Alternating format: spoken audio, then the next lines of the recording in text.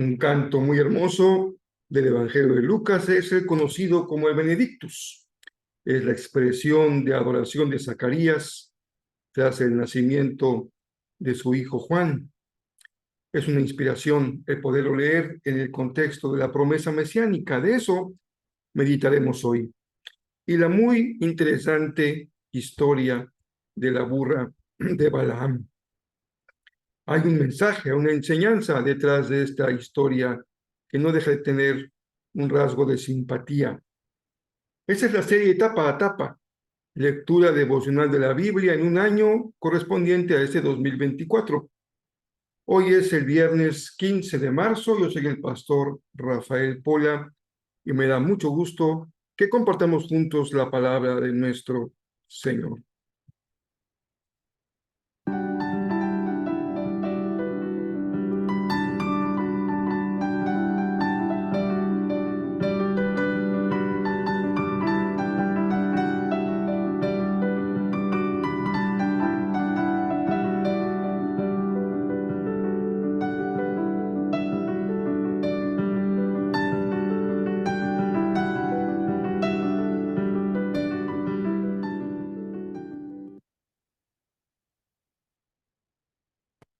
Estamos ya leyendo algunos textos en Números que distan de ser de carácter legislativo o leyes o reglamentaciones. Hemos ya leído más bien textos narrativos sobre las diferentes incursiones de Israel en territorios cercanos a la frontera con Canaán, el surgimiento de algunas batallas, de algunos pueblos cananitas, y hoy seguiremos con un texto de carácter narrativo. Hay quienes leen en esta historia una leyenda popular y otros le dan un crédito absoluto a lo que narra el texto de Números. Más allá de estas diferencias de opinión, hay sin duda una enseñanza. Siempre nos preguntamos sobre el sentido del texto, qué es lo que el texto quiso decir para sus lectores originales y qué es lo que el texto quiere decir a los lectores y lectoras de hoy. Y sin duda que hay una hermosa enseñanza de parte del Señor para cada uno de nosotros. Así que ya en este fin de semana, estamos ya en el viernes, vamos a considerar lo que leímos o leeremos en el texto de Números, Lucas, el hermoso Salmo y los versos que consideramos de Proverbios. Así que veamos lo que dice Números 22, 21 hasta el 23, 30. Me he referido a Números a Levítico como ejemplificando o haciendo una analogía con la carrera, como una subidita, porque para algunas personas son textos un poco difíciles de leer, dado que son muy llenos de datos sobre los diferentes sacrificios, leyes sobre las ofrendas. Algunos son reiterados en cuanto a su establecimiento y luego su implantación, pero hay carne en los dos textos. El que sea subida justamente quiere decir que en estos textos hay riqueza de aprendizaje. Un poco demanda de nosotros un poquito más, pero nos deja con mucha enseñanza. Ahora se trata de que Balac, un rey moabita, se ha dirigido a Balaam, que era como un famoso adivino en la región, para que se allegue de su auxilio, su ayuda, a fin de derrotar a los israelitas. Hay un sentimiento en el rey moabita Barak de que el ejército que va a enfrentar lo pone en peligro y tiene que echar mano de todo lo que está a su alcance para salirse con la suya. Pues fíjense que no es una historia tan lejana. Incluso hay algunos creyentes que cuando están en condiciones difíciles, echan mano de todo lo que pueden. Si andan con problemas de economía, van y se meten al casino para jugar, o compran su billete de lotería, o utilizan cualquier recurso para salirse con la suya. Así hizo Barak. Utilizó lo que estaba a su alcance para vencer a los israelitas. Y el Señor le dijo una y otra vez a Balaam: Balaam, no es por ahí, no te metas en ese asunto, pero la presión del rey, la oferta económica, parece que algo movió en el corazón de ese divino y finalmente accede a acompañar a los enviados de Barak para maldecir a Israel, aunque Balaam sabía que Dios no lo iba a permitir. La historia de la burra en la que se transporta Balaam es muy interesante porque el animal tal vez considerado más torpe es el animal que da una gran lección. Es aquí en donde la burrita ve lo que el adivino no puede ver y entonces defiende a su dueño a pesar de que el dueño la maltrata y la golpea, incluso pretende arrebatarle su vida, matar a la pobre burra, pero ella lo pone a salvo porque evita el encontrarse con el ángel que lleva la espada para evitar que Balaam maldiga a Israel. Finalmente, el viaje llega a su destino, se encuentra Balaam con Balac y Balac le pide todo lo que está a su mano para que maldiga a Israel, hace lo que el adivino le pide. Y aquí hay una cierta situación, incluso, digamos, que muestra cómo estas mezclas religiosas de lo que eran los sacrificios también se encuentran entre los moabitas con estas situaciones que hacen de sacrificar animales y levantar altares. Finalmente, Dios le dice a Balaam: tú no puedes maldecir a mi pueblo, porque yo ya lo he bendecido y lo protejo. Y eso le dice Balaam a Balac una y otra vez, pero el texto termina con un intento más por moverse de posición para ver si logra que Balaam maldiga a Israel. El Señor protege a su pueblo. No tienes que agarrar el camino corto, saltarte las trancas, hacer lo indebido. Debes confiar en Dios. Él es el protector. Él es el que cuida, el que bendice a su pueblo. Debes confiar en eso, incluso de amenazas que pueden ser más allá de tus posibilidades de defensa. El Señor está atento y protege siempre a su pueblo. Justamente en las fechas que estamos nosotros ahora acercándonos, tiene una importancia mayúscula el sentido de la misión de Jesús. Su nacimiento y el nacimiento del Bautista se deben de comprender a la luz de esta historia magnífica del cumplimiento de todas las promesas mesiánicas que están llegando a su culminación. Así que la promesa que dio el ángel a Elizabeth se cumple y ella da a luz a un hijo varón. Le pone por nombre Juan, como era la voluntad expresada por Dios a través del ángel. Y en el nacimiento de Juan, Zacarías recobra el habla cuando dice: se va a llamar Juan. Y se compone un hermoso poema cántico que también se usa en las cantatas de la Navidad, que es el conocido como el Benedictus. Si ustedes lo leen con esta perspectiva, con cuidado, es una poesía extraordinariamente bella, no solamente por cómo se compone en términos literarios, sino porque el profundo sentido mesiánico que tiene la poesía. Y el destino, del destino hablamos antier, perdón, en nuestro culto de oración, del destino. Juan estaba destinado a un gran ministerio, algo extraordinario. dice, Juan será grande. Sabemos que su muerte al final de su vida fue algo trágico, pero incluso su muerte hay que comprenderla en el contexto de la promesa mesiánica. El milagro personal tiene sentido, el que se hizo en la vida de Zacarías y de Elizabeth, cuando lo vemos en el contexto de las promesas de Dios. Porque nuestra vida, hermanos queridos, no tiene un sentido que se agota en nosotros mismos. No venimos a esta tierra para satisfacernos a nosotros mismos y ser felices y hacer todo lo que está en nuestra mano para salirnos con la nuestra. Nuestra vida tiene un propósito trascendente.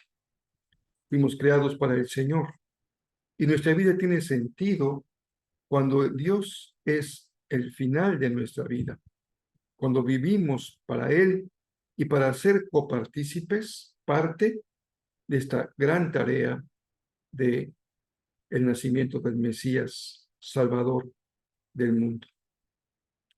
Por eso cuando usamos la expresión uno más para Cristo, no es un eslogan, un lema, un buen propósito, sino el sentido de la tarea de la iglesia y el sentido de la vida de cada persona.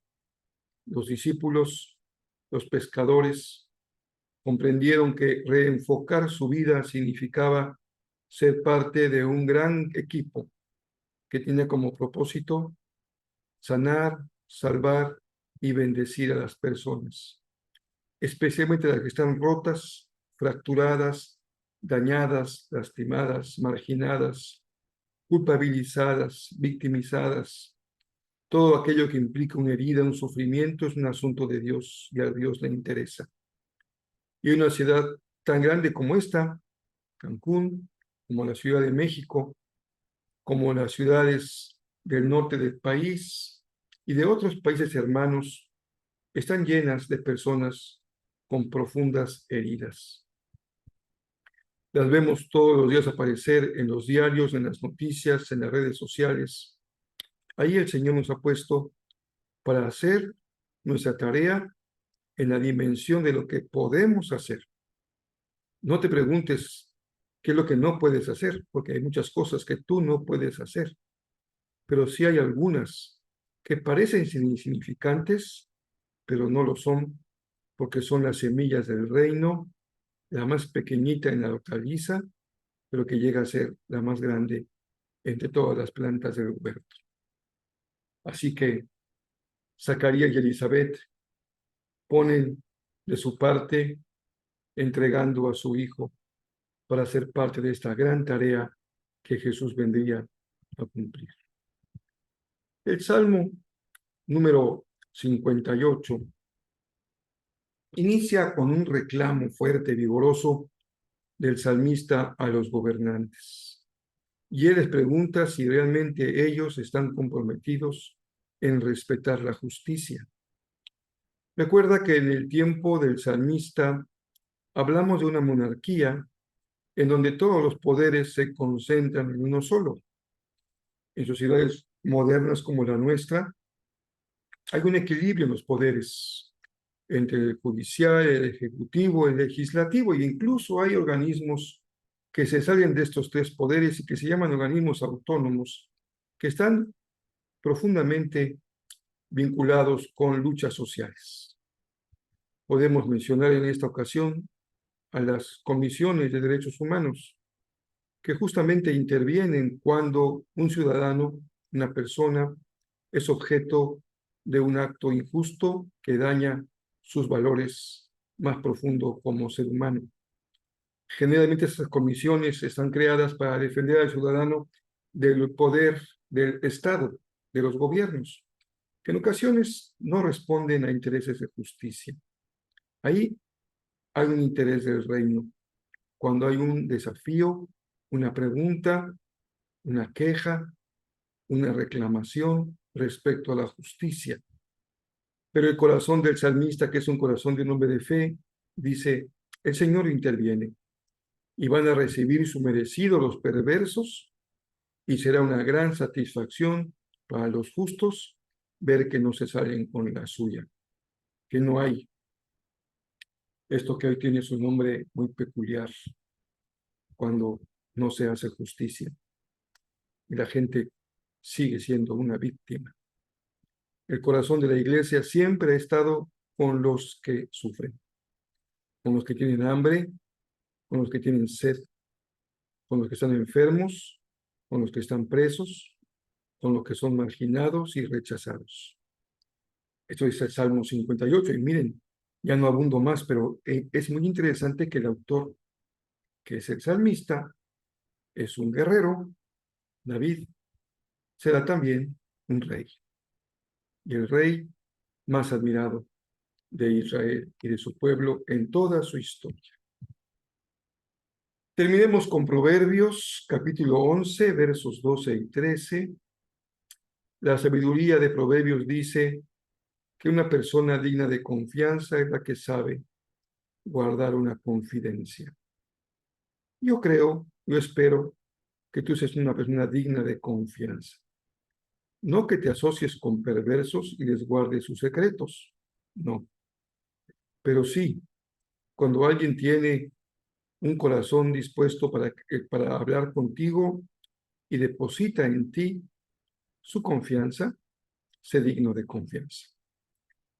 La iglesia tiene 3 grandes principios que nunca debe violar para que las personas puedan confiar en nosotros. No debemos nunca decir a otros lo que alguien nos confió. No debemos nunca juzgar a aquel que se ha confiado en nosotros. No debemos nunca rechazar a aquel que se ha confiado en nosotros. Así como los niños tienen en su salón de clases, no grito, no corro, los que seguimos a Jesús, tenemos en nuestro corazón, no juzgo, no digo y no rechazo. Así la iglesia cumple con su tarea en esa sociedad tan difícil en la que nos ha puesto el Señor para servirlo. Qué bendición. Ya me estoy adelantando, como les decía ayer, al culto del domingo 24. Todavía no estamos en el 24, es un domingo antes, pero creo que habrá palabra del Señor este domingo. No se pierdan los mensajes ni de las 10 ni de las 6 de la tarde, porque el Señor nos va a hablar acerca de personas que están rechazadas. Si tú te has sentido roto, enfermo, oprimido, avergonzado, hay palabra del Señor para ti. Y si por alguna razón estás atado a algo y ese atado en tu vida te ha inmovilizado, y si esa atadura además lo has vivido como una gran culpa, el Señor tiene algo que decirte el próximo domingo. Así que nos vemos tanto en las redes sociales como de forma presencial. Tendremos culto el día miércoles, lo haremos por Facebook de forma virtual. Tendremos culto el jueves, también a las 8, lo haremos por Facebook en forma virtual. Y tendremos también culto el viernes a la 1 de la tarde, nuestro culto llamado de 7 palabras. Espero que sea de mucha bendición. Y a las 6:40 tendremos el bautismo en la playa del Niño, en el domingo de resurrección. Regresaremos a Jezreel para compartir el desayuno y el culto propiamente de resurrección, que será a las 10 de la mañana. Ya estamos preparando todo lo que podemos hacer para celebrar nuestro 25 aniversario como iglesia. Espero que nos acompañes, ya sea presencial o de manera virtual, en el culto de las 6, y después tendremos un tiempo de convivio que siempre, nunca puede faltar. Cuando el pueblo de Dios se reúne, siempre hay una mesa que se sirve y siempre hay un compañerismo que se disfruta, que se goza, se celebra y se agradece. Así que tengan un feliz viernes y que si puedes hacerlo mañana sábado tengas tiempo de descansar, de reponerte, para que el domingo estemos juntos celebrando el nombre de nuestro Señor.